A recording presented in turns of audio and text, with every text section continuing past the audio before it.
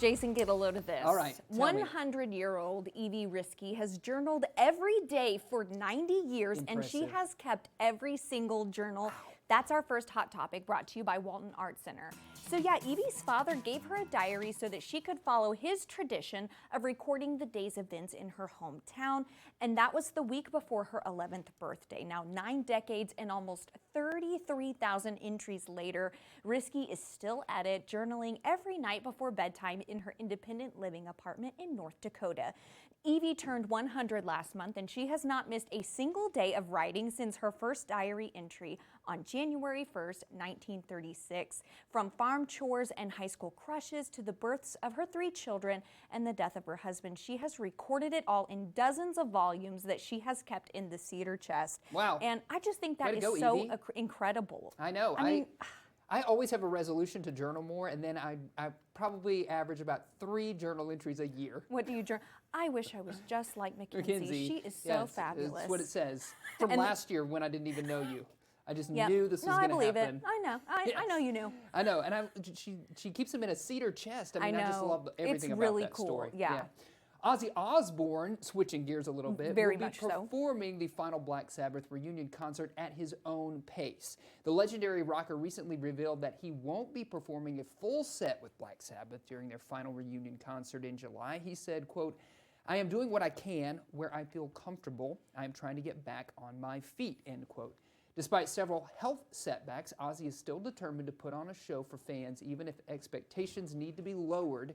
Now, this revelation comes less than 2 weeks after his wife, Sharon, shares that he can no longer walk because of Parkinson's disease. So we're with you, Ozzy. I mean, it would be great to see him out there doing what he can at his own pace. You go for it, man. I agree. And like last year when he was inducted to the Rock and Roll Hall Hall of of Fame, Fame. they made it work. He had that really cool like chair Absolutely. on stage, and They're going to make it awesome. yeah, he's whatever still he a rock does. star. Yes. Look at him go. Yeah. Well, Jenna Bush Hager's former fling made a pretty big mistake. So yesterday, the news personality revealed on an episode of Today with Jenna and Friends that her high school boyfriend once called her father, former President George W. Bush, a hilarious nickname that left him red in the face. She said, quote, "I had a boyfriend in high school who called my dad Big George once. He lasted a long time because he was handsome," but then she added that the nickname made her dad turn bright red. Can you imagine? I think he was governor at the time. That's the way to get out of that family. What if- Big George. Hey, Big Jason. Yeah, hey, don't anybody big anything, probably just kind of stay away from that. Right? Yeah. Big George. Big George. Yes. Sure, he was I mortified. would turn red too. What if Han Solo was the protagonist of Star Wars? That's what Mark Hamill thought when he booked the sci-fi film. So in yesterday's episode of the Smartless podcast, Hamill reflected on his original screen test with Harrison Ford. He said, "When I tested, I figured Harrison's the leading man. I'm like the annoying sidekick because I'm badgering him and all this stuff." But after he booked the part, he opened the script, which was then called The Adventures of Luke Starkiller. He said he thought, wait a minute, wasn't I Luke? He figured he was wrong, and Ford was Luke, adding, quote, he was a traditional leading man. He was 35 or whatever, and was Harrison Ford, so come on.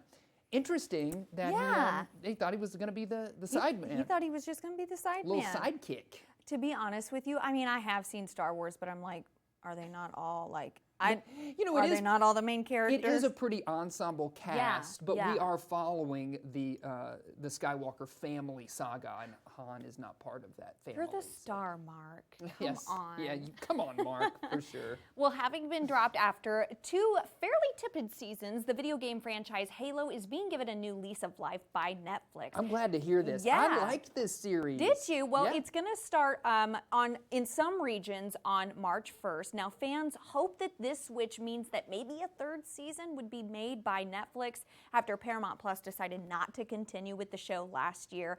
And so sci-fi fans were left in shock last summer when it was announced that one of the biggest shows had been canceled, even after the 2nd season had secured a score of 90% on Rotten Tomatoes, which is kind of strange that they would cancel it. But maybe this could mean another season. It seems that there's an appetite for one. So Certainly is. I mean, I was hooked. I was hooked in the first season, even though the first season, like you said, had kind of a tepid response from audience members. The 2nd season was fantastic. So, man, I'm fingers crossed for a 3rd season. Maybe Netflix so. picking it up. Come Let's see on, what Netflix. happens. Yeah.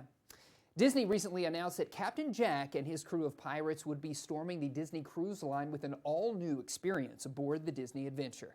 Both the Disney parks and the Disney Cruise Line have a wealth of entertainment opportunities available, and the Disney Adventure is no exception. Captain Jack Sparrow and the Siren Queen is slated to hit the stage of the Disney Adventure later this year, and it already looks like a fantastic time. This is certainly an exciting development, and while we can't say for certain this decision might pave the way for a fresh look at the franchise, it certainly is an exciting thing that's happening there on the cruise line.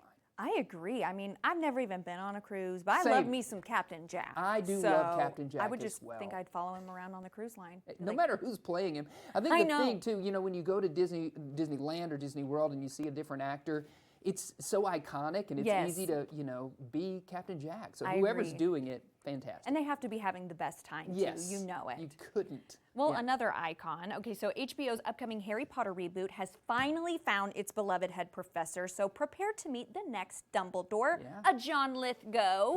So Lithgow is finalizing a deal to star in the upcoming Harry Potter reboot for HBO as Albus Dumbledore. Now, although it does seem that several actors were in the mix for the coveted role, Lithgow has landed one of the biggest television projects currently in the works. The 6-time Emmy winner has been ripe for a big franchise role like this for quite some time, and if it's finalized, he's going to be Dumbledore for years to come. I'm excited. We talked about him playing Winston Churchill in The Crown. The Crown, he was fantastic. He's fantastic whatever he does. Going way back my childhood, he was in Harry and the Hendersons. You remember that movie about a Sasquatch? I mean, obviously Third Rock from the Sun. He's done so many things that are memorable. Lord Farquaad. Icon. Come on. Yeah, so another role for him to take on. It seems like a perfect fit, and I hope that happens. I agree. I think he'd be great. He cast a spell on the casting director there. So good one. Yeah, good.